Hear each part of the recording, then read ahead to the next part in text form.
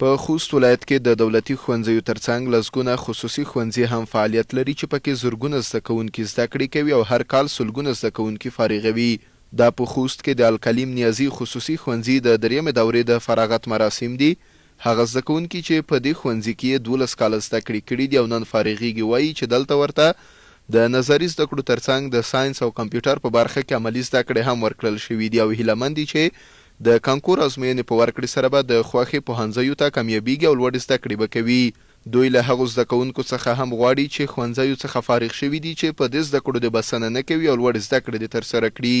دلته چې ډېرې اسانتیاوې موږ ته برابره شوې د دې ترڅنګ عملي کورس شو لکه ساینس لیب و کمپیوټر لیب و او عملي برخه ډېره وه او فعلا موږ پلان لرو آمادګي لرو تر څو چې 1404 کال کې موږ فارغ شو د کانکور آمادګي مو په لاره تشولي وه ان وروسته موږ پلان لرو چې د هغه پوهنتون امتحان ورکړو.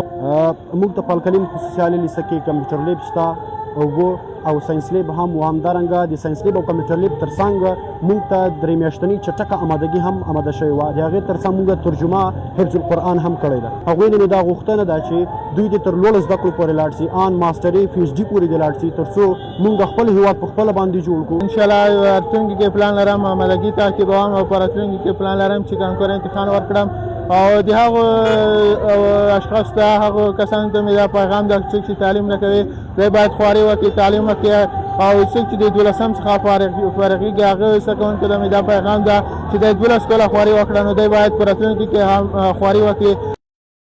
بل لور ته د الکلیم نیازي خصوصي ښوونځي بنسټګر شیخ محمد یعقوب نیازی وایي د مهال په ښوونځي کې ورسره 600 زده کوونکي په زده کړو بوخت دي چې ورته یې ټولې زده کړیزې اسانتیاوې برابرې کړي دي.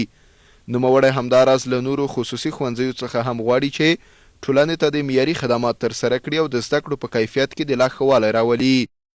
چې د موږ تعلیمي نصاب اول ډیر پیاوړی ده. د افغانستان معاصر اسلامي نصاب او تعلیمي نصاب هم پکې شته ورسره د ایکسپورټ سیسټم بهترین یو نصاب ده هغه موږ لرو. د سیرت النبي صلی الله علیه وسلم او اسلامي ادب په نوم باندې یو نصاب ده هغه هم لرو. ورسره عملي زده کړو دپاره موږ یو ډېر بهترین مجهز کمپیوټر لیب لرو او ډېر بهترین مجهز چې ده ساینس لیب لرو. نو موږ کوشش کوو چې څه م کړي دي هغه خو تیار دي نور هم عملي زده کړو ته توجه ورکړو.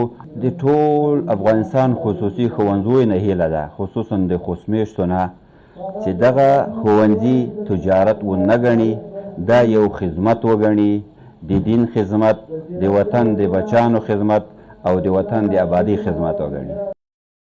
باید یاد کړو چې د خوست ولایت د پوهنې ریاست د معلوماتو له مخې سږکال د مرکز په شمول په ولسوالیو کې د دولتي او خصوصي ښوونځیو څخه په ټولیز ډول 7968 تنه زده کوونکي له 12مو ټولګیو څخه فارغ شوي.